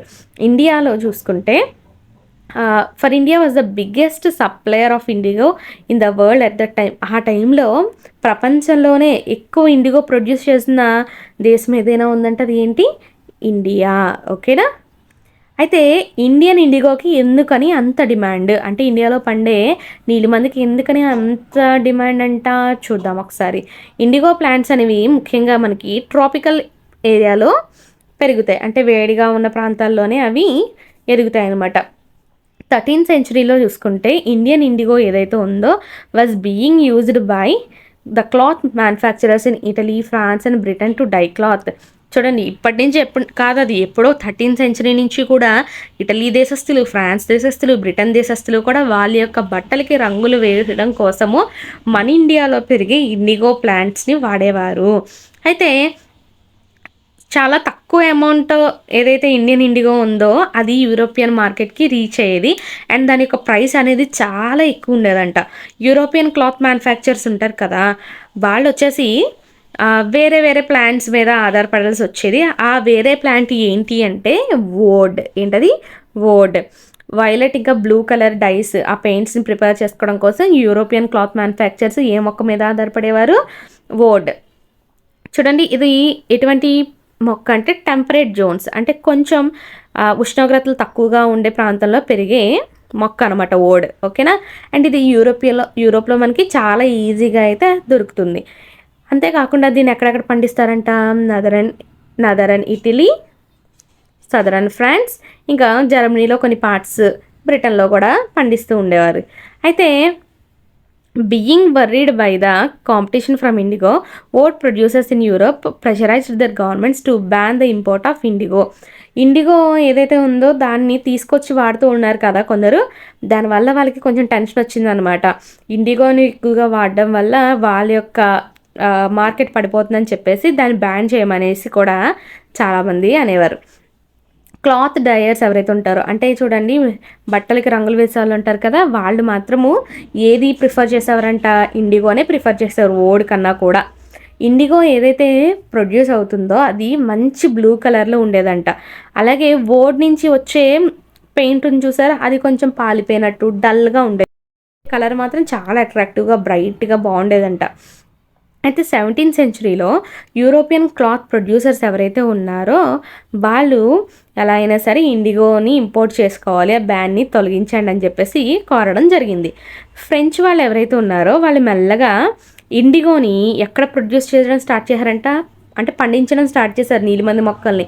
ఎక్కడ అంటే Saint డామింగ్ in the Caribbean islands, Caribbean దీవులు ఏవైతే ఉన్నాయో అక్కడ సెయింట్ డామింగ్ అనే ప్రాంతంలో ఫ్రెంచ్ వాళ్ళు ఇండిగో మొక్కల్ని పండించడం స్టార్ట్ చేశారు. అలాగే పోర్చుగీస్ ఉన్నారు కదా, వాళ్ళు వచ్చేసి బ్రెజిల్లో ఈ ఇండిగో మొక్కల్ని పెంచడం స్టార్ట్ చేశారు. ఇంక ఇంగ్లీష్ వాళ్ళు వచ్చేసి జమైకా ప్రాంతాల్లో ఇండిగో మొక్కల్ని పండిస్తూ ఉన్నారు. స్పానిష్ వాళ్ళు వచ్చేసి వెనిజులాలో పండిస్తూ ఉన్నారంట.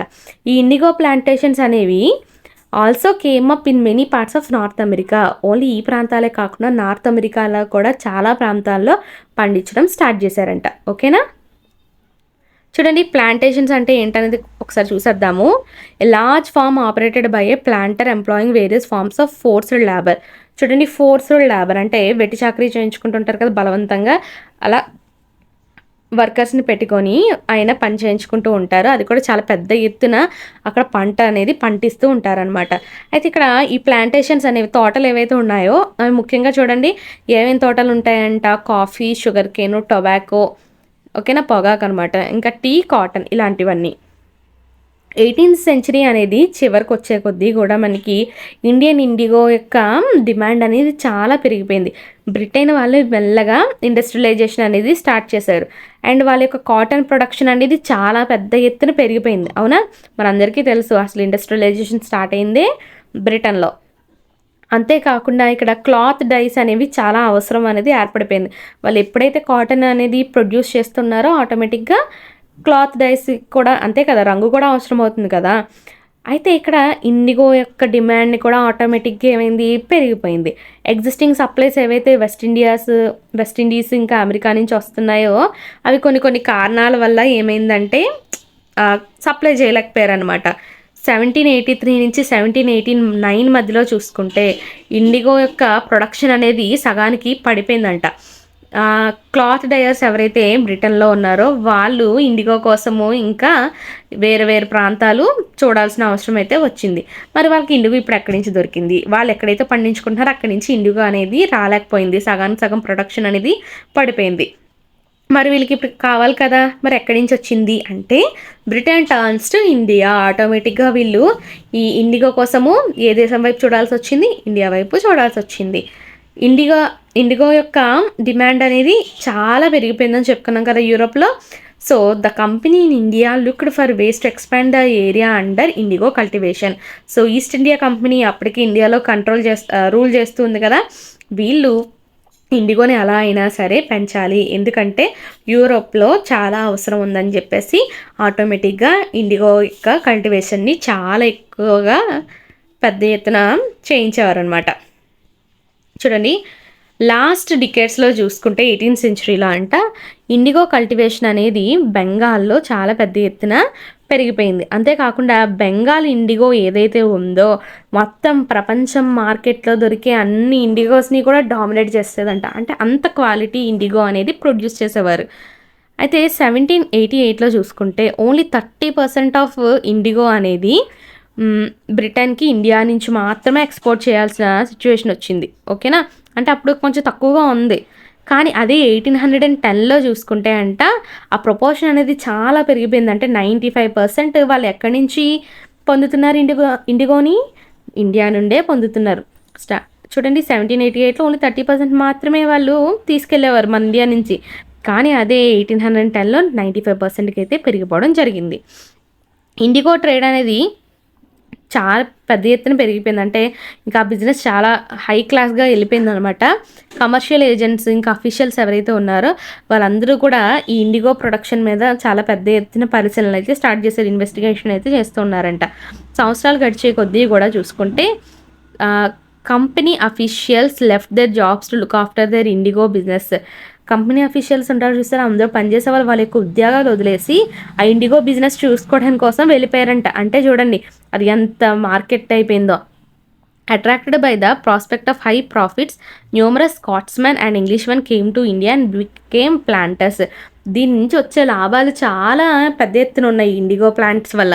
సో వాళ్ళు ఏం చేశారు చూడండి, చాలామంది స్కాట్లాండ్ నుంచి ఇంకా ఇంగ్లీష్ మ్యాన్ ఎవరైతే ఉన్నారో బ్రిటిష్ దేశం వాళ్ళు, వీళ్ళందరూ ఇండియా వచ్చేసి ఇండిగో ప్లాంట్స్ని పెంచుకొని బిజినెస్ అనేది చేసుకుంటుండేవారంట. ఎవరికైతే మనీ లేదో ఇండిగోని ప్రొడ్యూస్ చేయడానికి, వాళ్ళు లోన్స్ తీసుకుని వచ్చి కంపెనీ నుంచి మరి ఆ టైంలో ఈ ప్రొడక్షన్ అనేది స్టార్ట్ చేశారంట. అంటే చూడండి ఒక ప్లాంట్కి ఎంత డిమాండ్ ఉందో. How was IndiGo cultivated? మరి అసలు ఈ ఇండిగో ప్లాంట్ అనేది ఏ విధంగా పండించేవారో తెలుసుకుందాం. 2 రకాల సిస్టమ్స్ ఉంటాయి ముఖ్యంగా మనకి ఇండిగోని పండించేటప్పుడు. ఓకేనా, నీలిమందిని పండించేటప్పుడు 2 సిస్టమ్స్ ఉంటాయి. అందులో ఫస్ట్ చూడండి నిజ్, అండ్ రెండోది వచ్చేసి రైతీ. నిజ్, రైతీ 2 రకాల సిస్టమ్స్ని ఫాలో అయ్యేవారు. Within the system of nij cultivation the plant produced indigo in lands that he controlled, directly controlled. చూడండి నిజ్లో ఏంటంటే ఎవరైతే ఈ నీలిమంది మొక్కని పండిస్తున్నారో అతని యొక్క కంట్రోల్లో డైరెక్ట్గా పంటలు అనేవి పండిస్తూ ఉండేవారంట. ఈయన ల్యాండ్ని కొనుక్కునేవారు, లేదంటే రెంట్కి తీసుకొని జమీందాస్ దగ్గర నుంచి పండించుకుంటూ ఉండేవాడు. అది కూడా లేబరర్స్ని హైర్ చేసుకొని, అంటే పని వాళ్ళని పెట్టుకొని వాళ్ళకి రోజు కూలీ ఇచ్చుకుంటూ ఈ నిజ్ ఏదైతే సిస్టంలో ఉందో ఆయన డైరెక్ట్గా చూసుకుంటూ ఉండేవాడు అనమాట పంటల్ని. Okay, the problem with nij cultivation. అయితే ఈ నిజ్ కల్టివేషన్ సిస్టమ్ ఏదైతే ఉందో అందులో ప్రాబ్లం ఉందంట. అదేంటో చూద్దాం ఒకసారి. ఎవరైతే అక్కడ పంటలు పండిస్తున్నారో వాళ్ళు ఆ ఏరియా మొత్తాన్ని ఎక్స్పాండ్ చేయడానికి చాలా కష్టంగా అనిపించిందంట నిజ్ కల్టివేషన్లో. Indigo could be cultivated only on fertile lands. దానికి మెయిన్ రీజన్ ఏంటంటే చాలా సారవంతంగా, అంటే న్యూట్రియంట్స్తో నిండి ఉన్న ల్యాండ్లో మాత్రమే మనము ఈ ఇండిగోని సాగు చేయగలం. And these were already densely populated. చూడండి ఏ ఏరియాలో అయితే న్యూట్రియంట్స్ పుష్కలంగా లభిస్తాయో ఆ ఏరియాలో ఏమైంది, యాక్చువల్గా ప్రజలు జీవిస్తూ ఉన్నారంట. ఓన్లీ చిన్న చిన్న ప్లాట్స్లో మాత్రమే మనకి ఇక్కడ దొరికేవి ఆ నీలిమందుని పండించుకోవడానికి. అయితే ఇక్కడ ప్లాంటర్స్ ఎవరైతే ఉన్నారో, సాగు చేసే వాళ్ళు ఉన్నారు చూసారో, వాళ్ళకేమో పెద్ద ఎత్తున భూమి కావాలి నీలిమందుని పండించుకోవడానికి. ఓకేనా, where could they get such land from? మరి వాళ్ళకి ల్యాండ్ ఇప్పుడు ఎక్కడి నుంచి లభిస్తుంది ఇండిగోని పండించడానికి అంటే, they attempted to lease in the land around the indigo factory and evict the peasants from the area. వాళ్ళు ఏం చేయాలనుకున్నారంటే, ఎలాగైనా సరే ఇండిగో ఫ్యాక్టరీ చుట్టుపక్కల లీజుకి తీసుకొనైనా పండించాలి. అంతేకాకుండా ఆ చుట్టుపక్కల ఎవరైతే రైతులు ఆల్రెడీ పండిస్తున్నారో వాళ్ళని అక్కడి నుంచి పంపించేయాలని చెప్పేసి డిసిషన్ తీసుకొని అక్కడ ప్లాంటర్స్ ఇండిగోని కల్టివేషన్ చేయడం అయితే స్టార్ట్ చేసేసారు. But this always led to conflicts and tension. ఇలా చేస్తే ఎవరైనా ఒప్పుకుంటారో ఒప్పుకోరు, కాబట్టి వాస్తవాన అక్కడ గొడవలు అనేవి జరుగుతూ ఉండేవి. అంతేకాకుండా అక్కడ లేబర్ని కూడా ఈజీగా మొబైలైజ్ చేయడం అంత ఈజీ అయితే కాదు, ఒప్పుకోరు కదా ఎవరు కూడా. ఇంకా చూడండి, large plantation required a vast number of hands to operate. మరి అంత పెద్ద ఎత్తున మీరు పంటలు పండిస్తానంటే అక్కడ పనిచేయాల్సిన వాళ్ళు కూడా ఎక్కువ మంది ఉండాలా అవసరం లేదా? ఉండాలి ఖచ్చితంగా. లేబర్ అనే వాళ్ళు కరెక్ట్గా టైంకి అందుబాటులో ఉండాలి.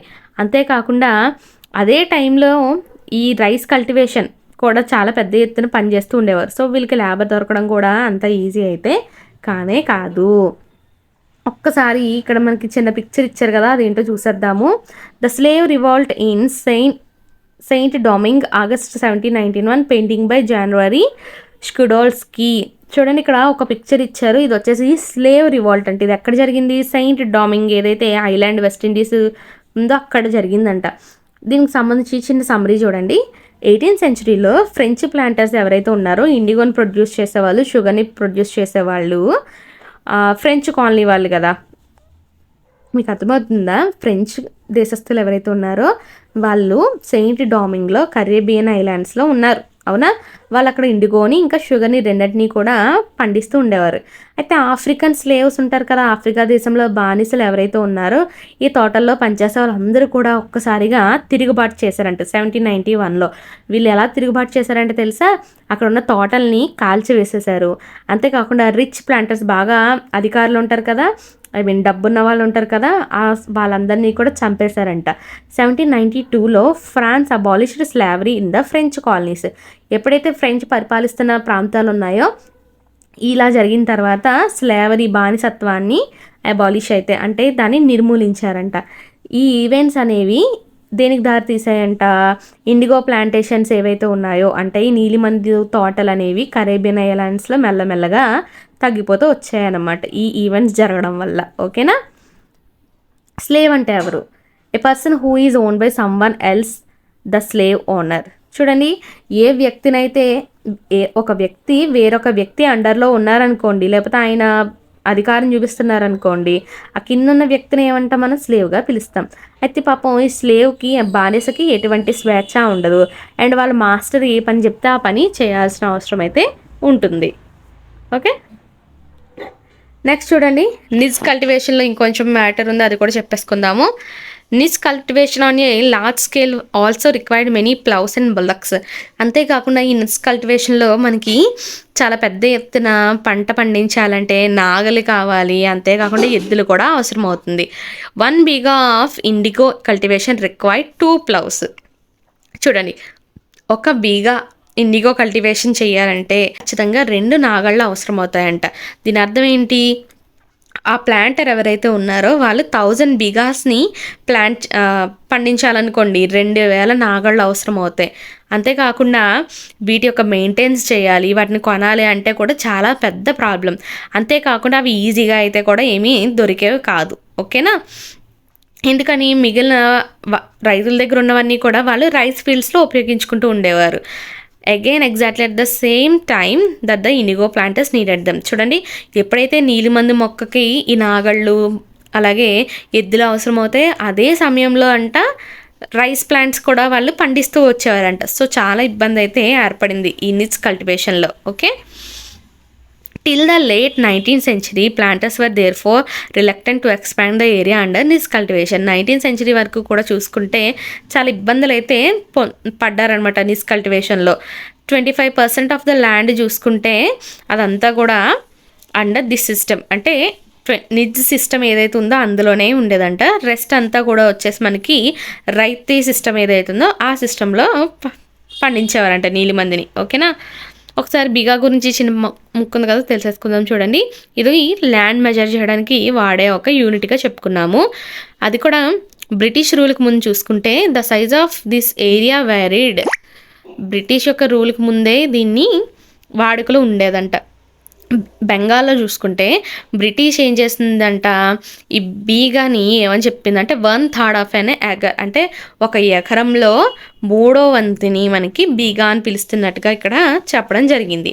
నెక్స్ట్ వచ్చేసి IndiGo on the land of rights. మనం ఇప్పటివరకు నిజ్ సిస్టంలో చెప్పుకున్నాము. ఆ నిజ్ సిస్టంలో ఎటువంటి ప్రాబ్లమ్స్ ఫేస్ చేశారో కూడా తెలుసుకున్నాం. ఇప్పుడు రైతీ సిస్టమ్ ఉంది కదా, దాని గురించి చెప్పుకుందాం. ఈ రైతీ సిస్టంలో చూసుకుంటే ప్లాంటర్స్ ఎవరైతే ఉన్నారో వాళ్ళు రైతుల్ని బలవంత పెట్టి కాంట్రాక్ట్ సైన్ చేయించుకొని, అంటే ఒక అగ్రిమెంట్ లాగా రాసుకొని దాని మీద సంతకం పెట్టించేసుకునేవారు. ఆ అగ్రిమెంట్ని సత్తా అనేసి పిలుస్తున్నారు, గుర్తుపెట్టుకోండి. ఓకేనా. ఆ టైమ్స్లో వాళ్ళు అక్కడ విలేజ్ హెడ్ మ్యాన్ ఎవరైతే ఉంటారో, అంటే గ్రామ పెద్ద ఉంటాడు కదా, ఆయన్ని బలవంత పెట్టి, ఓకేనా, రైతులందరి తరపున కూడా అతనితో కూడా ఆ కాంట్రాక్ట్ మీద సంతకం చేయించుకునేవారంట. ఈ సంతకం చేసిన వాళ్ళందరూ కూడా ఏం చేయాలంటే got cash advances from the planters at low rates of interest to produce indigo. వీళ్ళందరికీ కూడా క్యాష్ అయితే ఇచ్చేవారనమాట, అది కూడా తక్కువ ఇంట్రెస్ట్కి. ఓకేనా. అంటే తక్కువ వడ్డీకి వాళ్ళకి డబ్బుల్ని ఇచ్చేవారు. ఓకే, అంటే లోన్గా ఇచ్చేవారు అనమాట. But the loan committed the right to cultivating IndiGo on at least 25% of the area under his holding. వీళ్ళు లోన్ పొందినప్పటికీ కూడా వీళ్ళు చేయాల్సిన పని ఏంటంటే ఖచ్చితంగా ఆ రైతుకి ఉన్న పొలం ఉంటుంది కదా, అందులో 25% ఖచ్చితంగా ఏం చేయాలి, ఈ రైతీ సిస్టంలో నీలిమందుని పండించాల్సిన అవసరం అయితే ఉంది. ఓకేనా. ఈ ప్లాంటర్ ఎవరైతే ఉన్నారో ఆయన విత్తనాలు అవి ఇచ్చేవారు, డ్రిల్ ఇవన్నీ కూడా అక్కడ రైతులకి ఇచ్చి జాగ్రత్తగా వాటిని చూసుకునేటట్టుగా చేసేవారు అనమాట. అంటే ఆ పంట మొత్తం బాధ్యత తీసుకునేటట్టు చేసేవారు. Workers harvesting IndiGo in early 19th century Bengal from Goldsworthy Grant, Rural Life in Bengal 1860. In India, the indigo plant was cut mostly by men. చూడండి, ఇండియాలో నీలిమందు మొక్కని ఎవరు కోత కోసేవారంటే మగవాళ్ళు కోతలు కోసేవారు అనమాట. ఓకేనా. The indigo plant being brought from the fields to the factory. చూడండి, నీలిమందు మొక్కలు ఫ్యాక్టరీ నుంచి అదే పొలాల నుంచి ఫ్యాక్టరీకి ఎలా తీసుకెళ్లేవారో ఇక్కడ పిక్చర్లో చూపిస్తున్నారు. How was IndiGo produced? మరి అసలు నీలిమందు ఎలా తయారు చేసేవారో తెలుసుకుందాము. చూడండి, ఇక్కడ పిక్చర్లో మనకి ఫర్మెంటింగ్ వ్యాట్, బీటర్ వ్యాట్ ఇలాంటివి కనిపిస్తున్నాయి కదా. IndiGo factory located near IndiGo fields. చూడండి, మనకి ఈ నీలిమన్ను మొక్కలు ఉన్నాయి చూసారా, ఆ పొలాల దగ్గరే మనకి ఫ్యాక్టరీ కూడా ఉండేదన్నమాట. దీన్ని వేసింది ఎవరంటే పిక్చర్ విలియం సింప్సన్ 1863లో వేయడం జరిగింది. చూడండి, IndiGo villages were usually around IndiGo factories owned by planters. మనకి ఈ గ్రామాలు ఏవైతే నీలిమందు గ్రామాలు ఉన్నాయో ఇవి వచ్చేసి మనకి ఇండిగో ఫ్యాక్టరీస్ చుట్టుపక్కలే ఉండేవన్నమాట. అండ్ ఈ ఇండిగో ఫ్యాక్టరీస్ వచ్చేసి ఎవరైతే ఈ మొక్కలు పండిస్తున్నారో వాళ్ళవే. కోత కోసిన తర్వాత ఇండిగో మొక్కల్ని మనకి taken to the vats in the indigo factory, వాట్స్లో తీసుకొని వచ్చి వేయడం జరుగుతుంది. 3 or 4 vats were needed to manufacture the dye. చూడండి, మనకి ఇక్కడ ఈ డై అంటే ఆ రంగుని తయారు చేయడానికి 3 నుంచి 4 వాట్స్ అనేవి అవసరం అయితే ఏర్పడుతున్నాయి. Each what had a separate function. ఇక్కడ వాట్ అంటే ఏమనుకుంటున్నారు, ఒక గిన్నెలా అనమాట, అంటే తొట్టెగలా మనం చెప్పడం జరుగుతుంది ఇక్కడ. ఓకే, 3 నుంచి 4 తొట్టెలు పడతాయంట. ఒక్కొక్క తొట్టెకి ఒక్కొక్క సపరేట్ ఫంక్షన్ అయితే ఉంటుందంట. ఆకులు ఏవైతే ఉన్నాయో మొక్క నుంచి తుంచేవారు, తుంచేసి వాటిని తీసుకెళ్ళి వేడి నీళ్ళలో అంటే ఒక తొట్టెలో వేడి నీళ్ళు వేసి ఈ నీలిమందు ఆకులను వేసి బాగా నానపెట్టేవారు అనమాట. దీన్నే ఏమని పిలుస్తామంటే ఫర్మెంటింగ్ లేదా స్టీపర్ వాట్ అనేసి పిలవడం జరుగుతుంది. చాలా గంటల పాటు వేడి నీళ్ళలో ఈ ఆకులను అయితే నానబెట్టేవారు. ఎప్పుడైతే మనకు ఆ ఆకులు అనేవి ఫెర్మెంట్ అయ్యాయో అంటే పులియబెట్టబడ్డాయో లిక్విడ్ అనేది మెల్లగా బాయిల్ అవుతుందన్నమాట, మరుగుతుంది. ఓకేనా, మరిగి అందులోంచి బుడగలు వస్తాయి అన్నమాట. Now the rotten leaves were taken out and the liquid drain into another what that was placed just below the first what. ఇలా జరిగిన తర్వాత అంట మనకి ఏం చేస్తారో తెలుసా, ఆ కుళ్ళిపోయిన ఆకుల్ని బయటికి తీసేసి అందులో ఉన్న లిక్విడ్ని ఇంకొక తొట్టెలో వేస్తారు. ఓకే, ఆ తొట్టె అనేది మొదటి తొట్టె కిందే ఉండడం జరుగుతుంది. ఓకే, ఇక్కడ సెకండ్ వాట్ తీసుకుంటే అంటే రెండో తొట్టె తీసుకుంటే దాన్ని బీటర్ వాట్ అనేసి పిలవడం జరుగుతుంది అనమాట. ఇక్కడ సొల్యూషన్ అనేది కంటిన్యూస్గా తిప్పుతూ ఉంటారు గరిటె పట్టుకొని, లేదా ప్యాడిల్స్తో అంటే కర్రలు ఉంటాయి కదా మనకి, పొడవాటి కర్రలతో కొడతా ఉంటారనమాట. ఎప్పుడైతే ఆ లిక్విడ్ అనేది గ్రీన్ కలర్ నుంచి బ్లూ కలర్లోకి మారుతూ ఉంటుందో అప్పుడు అందులో ఏం చేస్తారంట, సున్నంని వేయడం జరుగుతుంది. ఓకేనా, గ్రాడ్యువల్గా చూసుకుంటే the indigo separated out in flakes, a muddy sediment settled at the bottom of the vat and a clear liquid rose to the surface. అలా చేసినప్పుడు మనకి ఏదైతే మురికిగా మట్టిగా ఉందో అదంతా కూడా మనకి అడుగున సెటిల్ అయిపోతుంది. ఓకేనా, ఆ తొట్టె లోపల కిందంతా ఉండిపోతుంది అనమాట. ఏదైతే క్లియర్గా ఉండే లిక్విడ్ ఉంటుందో అది పైకి తేలిపోతుంది అనమాట. అప్పుడు ఆ లిక్విడ్ని అందులోంచి వేరే తొట్టెలోకి మెల్లగా ఉంచడం జరుగుతుంది. ఇప్పుడు ఇండిగో పల్ప్ ఏదైతే ఉంటుందో దాన్ని తీసుకెళ్ళి వేరే వాట్లో అంటే వేరే తొట్టెలో వేస్తారనమాట. దాన్నే సెటిలింగ్ వాట్ అని పిలుస్తున్నారు. And then pressed and dried for sale. దాని తర్వాత బాగా నొక్కి అందులో ఉన్న రిమైనింగ్ లిక్విడ్ తీసుకొని దాన్ని బాగా ఎండబెట్టి అమ్ముతారంట కూడా. ఓకేనా, ఇది ఇండిగో ప్రాసెస్. అర్థమైందా మీ అందరికీ నీలిమందు పూర్వం ఎలా తయారు చేసేవారు అనేది? చూడండి, ఒకసారి ఇక్కడ ఒక పిక్చర్ ఇచ్చారు. Women usually carried the indigo plant the vats. తొట్టెల లోపలికి ఆడవాళ్ళు తీసుకెళ్ళి ఈ మొక్కల్ని వేస్తూ ఉంటారంట. ఓకేనా, వాట్ బీటర్. చూడండి, తొట్టెని కలియబెట్టేవాడు ఎలా ఉన్నాడో ఆయన ఒక పిక్చర్ ఇచ్చారు. ఇండిగో వర్కర్ ఎవరైతే ఉన్నారో ఈయన కనిపిస్తున్నారు కదా, ఈయన ఏం చేస్తారు, ఒక ప్యాడల్ తీసుకొని కంటిన్యూస్గా తొట్టె లోపల ఉన్న సొల్యూషన్ని కలుపుతూ ఉంటారు. ఈ వర్కర్స్ అనేవాళ్ళు remain in waste deep water for over 8 hours to beat the IndiGo solution. ఆ సొల్యూషన్ని కలపడానికంట వీళ్ళు 8 గంటల పాటు అదే నీటిలో నడుము లోతు వరకు కూడా మునిగేటట్టు ఉండి దాన్ని కలుపుతూనే ఉండాలంట. చాలా కష్టమైన పని ఇది. Next, the indigo is ready for sale. ఈ ప్రాసెస్ అంతా అయిన తర్వాత నీలిమందు అనేది రెడీ అయిపోయింది అమ్మకానికి. Here you can see the last stage of production, worker stamping and cutting the indigo pulp that has been pressed and moulded.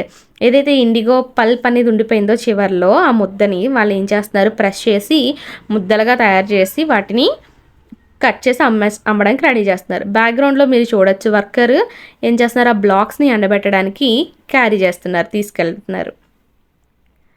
Next, when the crop was delivered to the planter after the harvest, a new loan was given to the right and the cycle started all over again.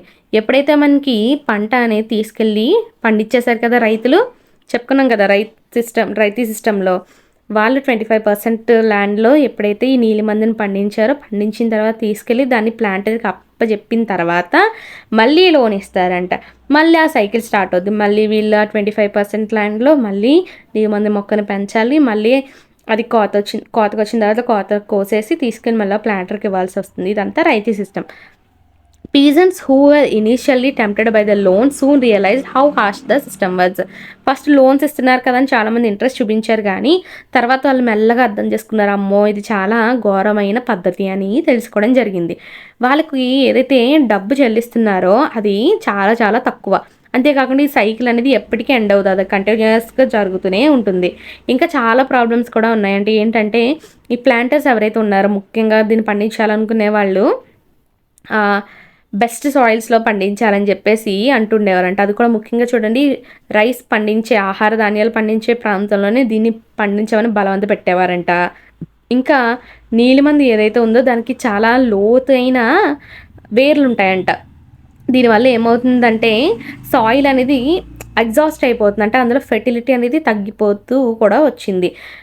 ఒకసారి మనకి IndiGo harvest చేస్తారు, అంటే నీలిమందు కోతకు వచ్చారనుకోండి, ఆ ల్యాండ్లో మళ్ళీ మనము రైస్ని పండించలేమంటే ఇది అంతా కూడా ప్రాబ్లమ్స్ని ఫేస్ చేశారు. ద బ్లూ రెబిలియన్ ఏంటో చూద్దాం ఒకసారి. మార్చి నెలలో 1859లో అంట చాలా వేల మంది రైతులు బెంగాల్లో నీలిమందు మేము పండించమని చెప్పేసి తిరుగుబాటు చేశారంట. ఓకేనా, మెల్లగా తిరుగుబాటు అనేది అంతా కూడా స్ప్రెడ్ అవ్వడం జరిగింది. రైతులు రెంట్స్ కూడా పే చేయము మేము ప్లాంటర్స్కి అని చెప్పేసి రిఫ్యూజ్ చేశారంట. అండ్ అటాక్డ్ ఇండిగో ఫ్యాక్టరీస్ ఉన్నాయి కదా, నీలిమందు తయారు చేసే ఆ ఫ్యాక్టరీస్ని కూడా మొత్తం ధ్వంసం చేసేసారు. ఓకే, కత్తులతో, ఇంకా ఆర్మ్స్ ఉంటాయి కదా, ధనుస్సు, బాణము, విల్లు, ఇలాంటి వాటితో మొత్తం నాశనం చేస్తారు. ఆడవాళ్ళు కూడా ఏం చేశారని తెలుసా, కొండలతో, ఇంకా పాన్స్, ఇంట్లో ఉండే పాత్రలతో వాళ్ళు చాలా ఫైట్ అయితే చేశారు. Those who worked for the planters were socially boycotted. ఎవరైతే ప్లాంటర్స్ కోసం పనిచేస్తున్నారో వాళ్ళని వెలివేసేసారన్నమాట సమాజం నుంచి. And the gumastas agents of planters who came to collect rent were beaten up. ఈ ప్లాంటర్స్కి సంబంధించి గుమస్తాలు ఉంటారు కదా, గుమస్తాలు ఏం చేస్తారు, వచ్చి ట్యాక్స్ని కలెక్ట్ చేస్తారు కదా, వాళ్ళని ఏం చేశారంటే తెలుసా, ఈ రైతులందరూ కలిసి చితక్కొట్టారంట. Ryots swore they would no longer take advances to sow indigo nor be bullied by the planters. Lathials, the lathi wielding strongmen maintained by the planters. ఇంకప్పటి నుంచి రైతులందరూ కూడా ఒక మాట మీద నిలబడ్డారు, ఏమనంటే మనకి అసలు ఎటువంటి అడ్వాన్స్ కూడా తీసుకోవద్దు ఈ నీలిమందు పంటల్ని పండించడానికి. అంతేకాకుండా ఎవరైతే ఈ ప్లాంటర్స్ మెయింటైన్ చేస్తున్నారో, లథియాల్స్ అనే వ్యక్తులు ఎవరైతే ఉన్నారో వాళ్ళని చూసి కూడా మనం అస్సలు భయపడద్దు, వాళ్ళు బెదిరించే బెదిరింపులకి మనం భయపడకూడదు అని చెప్పేసి వాళ్ళందరూ కూడా చాలా స్ట్రాంగ్గా అయితే నిలబడ్డారు. ఇండిగో పండించే రైతులు ఎక్కువ కాలం ఎందుకని సైలెంట్గా లేరు, వాళ్ళకి అసలు పవర్ అనేది ఎలా వచ్చింది, ఆ రెబిలియన్ చేయడానికి, అంటే తిరుగుబాటు చేయడానికి వాళ్ళకి ధైర్యం ఎక్కడి నుంచి వచ్చింది అంటే, ఇండిగో సిస్టమ్ అనేది చాలా ఇబ్బంది పట్టింది వాళ్ళని. క్లియర్గా మనం ఇక్కడ గమనిస్తే ఇండిగో సిస్టమ్ ఏదైతే ఉందో దాన్ని తర్వాత మెల్లగా అణిచివేయడం జరిగింది. కానీ వాళ్ళు ఎక్కువ కాలం అయితే సైలెంట్గా ఉంటారని చెప్పలేము, ఉండలేరని చెప్పలేము. వాళ్ళు కొన్ని సందర్భాల్లో అలా రెబిలియన్ అనేది చేస్తూనే ఉన్నారంట. 1859లో చూసుకుంటే ఇండిగో రైతులు ఎవరైతే ఉన్నారో వాళ్ళు ఏమని ఫీల్ అయ్యారంటే, that they had the support of the local jamindars and village headmen in their rebellion against the planters. ఎవరైతే ఈ తోటలకు సంబంధించి పెంచడానికి ఉన్నారో వాళ్ళకి వ్యతిరేకంగా ఈ పోరాటంలో లోకల్ జమీందార్స్ ఇంకా గ్రామ పెద్ద హెల్ప్ చేస్తాడని చెప్పేసి వాళ్ళు అనుకోవడం జరిగింది. ఓకేనా, ఇంకా చాలా ఊర్లలో గ్రామ పెద్దలు ఎవరైతే ఉన్నారో వాళ్ళని ఏం చేశారు, ఆ ఇండిగో కాంట్రాక్ట్ మీద సంతకం చేయమనేసి బలవంత పెట్టడం జరిగింది. ఇంకా mobilised the indigo peasants and fought pitched battles with the lathiyals. ఈ ఇండిగో పీజెంట్స్ ఎవరైతే ఉన్నారో నీలిమందు రైతులందరూ కూడా ఎలా అయినా సరే ఈ యుద్ధాన్ని ఐ మీన్ పోరాడుతూ వచ్చారనమాట పాపం. అలతియాల్స్ వాళ్ళు ఎవరైతే ఉన్నారో అదే మనకి ప్లాంటర్స్ మెయింటైన్ చేస్తున్నారు అనుకున్నాం కదా, వాళ్ళతో పోరాడాల్సి వచ్చింది. ఇంకా కొన్ని ప్రాంతాల్లో జమీందార్స్ కూడా అసలు ఇష్టపడలేదన్నమాట. రైతులకి ఎవరైతే ఉన్నారో వాళ్ళని ఎదురు తిరగమనేసి కోరుకున్నారు. ఎందుకనంటే వాళ్ళు చాలా చాలా ఇబ్బంది పెట్టారనమాట. అందుకనేసి ఇండిగో పీజన్స్ ఎవరైతే ఉన్నారో వాళ్ళు ఇంకా ఏం ఇమాజిన్ చేసుకున్నారంటే British government would support them in their struggle against the planters.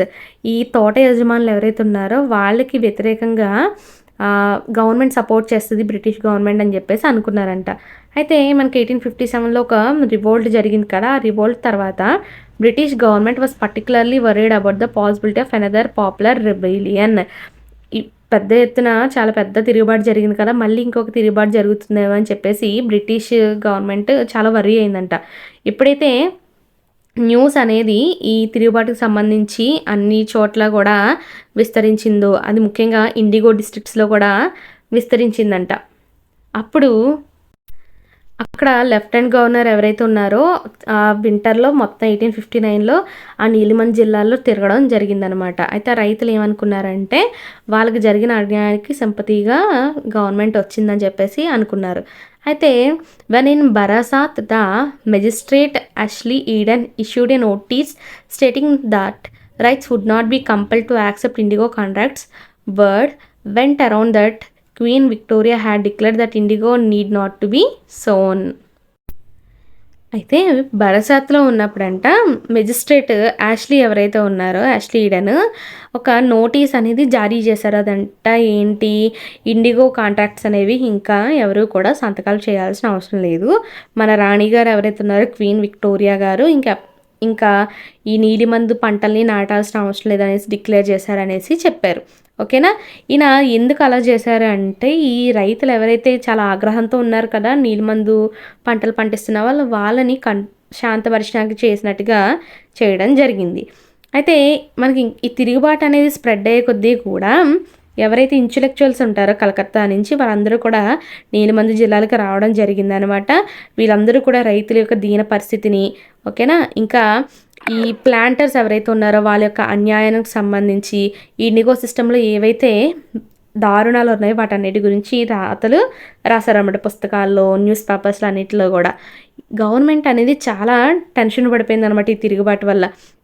Government ఏం చేసిందంటే తెలుసా, మిలిటరీని కూడా తీసుకొచ్చింది. ముఖ్యంగా తోట యజమానులు ఎవరైతే ఉన్నారో వాళ్ళని చంపకుండా భద్రత ఇవ్వడం కోసము మిలిటరీ వాళ్ళని తీసుకొచ్చింది. అంతేకాకుండా ఇండిగో కమిషన్ని ఏర్పాటు చేసింది. ఈ ఇండిగో కమిషన్లో అసలు ఎంక్వైరీ చేయించిందనమాట. ఈ సిస్టమ్ ఏదైతే ఉందో ఇండిగో ప్రొడక్షన్లో ఏమేమి జరుగుతుందో ఏంటి తెలుసుకోవడానికి ఇండిగో కమిషన్ని ఏర్పాటు చేసింది. ఈ కమిషన్ ఏం చేస్తుందంటే ప్లాంటర్స్ ఎవరైతే ఉన్నారో వాళ్ళు తప్పు చేసినట్టుగా గుర్తించింది. అంతేకాకుండా వాళ్ళు ఎటువంటి దారుణమైన పద్ధతుల్ని వాడారో, ముఖ్యంగా పాపం ఈ ఇండిగో నీలిమందు పండించే రైతుల మీద ఎటువంటి పనులు చేశారు వీటన్నిటిని కూడా విమర్శించింది అనమాట. అంటే వాళ్ళు తప్పు చేశారని చెప్పేసి నిరూపణ జరిగిపోయింది. ఇంకా ఇదేం డిక్లేర్ చేసిందంటే ఇండిగో ప్రొడక్షన్ అనేది రైతులకి ఏ మాత్రము కూడా ప్రాఫిటబుల్ కాదు, అంటే లాభదాయకం కాదు. వాళ్ళకి ఏం వస్తుంది పాపం, ఏమీ రావట్లేదు, మొత్తం లాభపడిందంతా ప్లాంటర్సే. కమిషన్ ఏం చేసిందంటే రైతులందరినీ కూడా అడిగిందనమాట to fulfil their existing contracts but also told them that they could refuse to produce indigo in future. ప్రస్తుతం ఏదైతే కాంట్రాక్ట్ వాళ్ళు సంతకాలు చేస్తారో దాన్ని మాత్రము నెరవేర్చేసేయండి, అది అయిపోయిన తర్వాత మీరు ఫ్యూచర్లో ఎటువంటి సంతకాలు అసలు చేయాల్సిన అవసరం లేదని చెప్పేసి డిక్లేర్ అయితే చేసేసింది అనమాట. ఓకేనా. I would rather beg than sow indigo. చూడండి ఇక్కడ ఏమంటున్నారంటే నేను నీలిమందు పంట పండించే కన్నా కూడా అడుక్కుంటాను అని చెప్పేసి ఇక్కడ ఒక స్టేట్మెంట్ ఇచ్చారు చూడండి. హజ్జీ ముల్లా అనే ఒక ఇండిగో కల్టివేటర్ అనమాట. ఈయన చందాపూర్ ప్రాంతానికి చెందినవారు, తానాహర్ది. ఇతన్ని ఇంటర్వ్యూ చేశారనమాట. ఓకేనా. ఇండిగో కమిషన్ వాళ్ళు ఇంటర్వ్యూ చేసినప్పుడు ఈయన ఇది ఆన్సర్ చేశారు. ఏమనంట, అడుక్కొనైనా బతుకుతాను కానీ దీన్నైతే మాత్రం అసలు నేను నాటను. అంతేకాకుండా I don't know that any fresh terms would satisfy me. మీరు కొత్తగా ఇంకేం పథకాలు తీసుకొచ్చినా కూడా అవి నన్ను ఏమాత్రం సంతృప్తిపరచవు అని చెప్పేశారంటే ఎంత భయంకరంగా ఉందో ఆ రోజుల్లో సిచ్యువేషన్ మనం అర్థం చేసుకోవచ్చు. మనకి రివోల్ట్ అయిపోయిన తర్వాత, నీలిమందు తిరుగుబాటు అయిపోయిన తర్వాత మనకి ఇండిగో ప్రొడక్షన్ అనేది పూర్తిగా బెంగాల్లో పడిపోయింది. అంటే ఇక నీలిమందు పండించట్లేదు ఎవరు కూడా. ప్లాంటర్స్ ఇప్పుడు ఏం చేశారంటే వాళ్ళ ఆపరేషన్ తీసుకెళ్ళి బీహార్లో పెట్టుకున్నారు. బెంగాల్లో అయిపోయింది, ఇప్పుడు బీహార్లో స్టార్ట్ చేశారనమాట. సింథటిక్ డైస్ అనేవి మనకి 19th సెంచరీలో అంటే ఆర్టిఫిషియల్గా కలర్స్ని ప్రొడ్యూస్ చేస్తారు కదా, అది ఎప్పుడైతే కనిపెట్టడం జరిగిందో ఆటోమేటిక్గా వీళ్ళ యొక్క బిజినెస్ అనేది పడిపోయింది. అయినప్పటికీ కూడా వాళ్ళ యొక్క ప్రొడక్షన్ని వాళ్ళు ఎక్స్పాండ్ చేసుకోవడానికి చాలా ట్రై చేశారంట. మహాత్మా గాంధీ ఎప్పుడైతే మనకి సౌత్ ఆఫ్రికా నుంచి తిరిగి ఇండియాకి వచ్చారో, అయితే బీహార్ నుంచి ఒక రైతు అక్కడికి వెళ్ళి చంపారన్ ఏదైతే ప్రాంతం ఉందో అక్కడికి వచ్చి చూడండి, అక్కడ నీలిమందు పండించే వాళ్ళ యొక్క పరిస్థితి ఏ విధంగా ఉందో చూడండి అని చెప్పేసి మహాత్మా గాంధీని ప్రాధేయపడ్డారనమాట. అప్పుడు మహాత్మా గాంధీ 1917లో చంపారన్ని వెళ్ళడం మనం తెలుసుకున్నాం. ఆల్రెడీ హిస్టరీలో మనకి చంపారన్ ఉద్యమం గురించి మనం చెప్పుకుంటాం కదా, దీనికి సంబంధించింది అనమాట అది. ఎల్స్వేర్ ఒకసారి చూసండి, indigo making in the West Indies. West ఇండీస్లో కూడా మనకి నీలిమందు పండించారని చెప్పుకున్నాం కదా, ఒకసారి చూడండి. 18th సెంచరీలో ఒక ఫ్రెంచ్ మిషనరీ జీన్ బాప్టిస్ట్ లబార్ట్, ఓకేనా, వీళ్ళు కరేబియన్ దీవులకి వెళ్ళారనమాట. వెళ్ళి అక్కడ wrote extensively about the reason, ఆ ప్రాంతానికి సంబంధించి మనకి పుస్తకాలు అది రాయడం జరిగింది. అయితే ఒక పుస్తకంలో ఏం రాశారు చూడండి, ఈ ఇమేజ్ని అయితే పబ్లిష్ చేశారంట. ఈ ఇమేజ్లో మనకి ఇండిగో ప్రొడక్షన్ అనేది ఏ స్టేజెస్లో ఎలా జరుగుతుంది, ఓకేనా, ముఖ్యంగా ఎక్కడది ఫ్రెంచ్ స్లేవ్ ప్లాంటేషన్. మనం చెప్పుకున్నాం కదా, ఫ్రెంచ్ వాళ్ళు బానిసలు పెట్టుకొని ఇక్కడ పంటలు పండిస్తున్నారని చెప్పేసి, ఆ ప్రాంతంలో ఏ స్టేజ్లో ఎలా జరుగుతుంది అనేది క్లియర్గా అయితే ఈ పిక్చర్లో మనం చూడొచ్చు. ఇక్కడ మనం ఏం చూస్తామంట, స్లేవ్ వర్కర్స్ ఎవరైతే ఉన్నారో, బానిసలు పనిచేస్తున్నారు చూస్తారా, వాళ్ళు ఇండిగో ప్లాంట్ని తీసుకొచ్చి సెట్లర్ వ్యాట్లో వేస్తున్నారు లెఫ్ట్లో. ఇంకొక వర్కర్ వచ్చేసి ఆ లిక్విడ్ని బాగా కలుపుతున్నారు ఒక మెకానికల్ చర్నర్తో, ఓకేనా. ఇంకా ఇద్దరు వర్కర్స్ ఏం చేస్తున్నారు, ఇండిగో పల్ప్ ఏదైతే ఉంటుందో దాన్ని బ్యాగ్స్లో వేసి ఎండబెడుతున్నారు. In the foreground 2 others are mixing the indigo pulp to put into moulds. ఈ మౌల్డ్స్ ఉంటాయి కదా మనకి, గిన్నెల్లో వేసి అచ్చులు తయారు చేస్తున్నారంట. The planter is at the centre of the picture standing on the high ground supervising the slave workers. ఈ స్లేవ్ వర్కర్స్ అందరూ పనులు చేస్తూ ఉంటే, వీళ్ళందరూ పాపం పనులు చేస్తుంటే కష్టపడి, ఈ ప్లాంటర్ చూడండి మధ్యలో నిలబడి వాళ్ళు ఎలా పనిచేస్తున్నారా అని చెప్పేసి దర్జాగా చూస్తున్నాడు. అంటే వీళ్ళు ఎన్ని తిప్పలు పట్టారో పాపం వాళ్ళని కదా. సో ఈ లెసన్లో ఈ విషయం మనం నేర్చుకున్నాం. ముఖ్యంగా ఇందులో ఇంపార్టెంట్ ఏంటి, ఇండిగో కల్టివేషన్ అనమాట, గుర్తుపెట్టుకోండి. సో ఇదండి మన లెసన్. మీకు అర్థమైతే ఏం చేయాలో తెలుసు కదా. Do like, share and subscribe.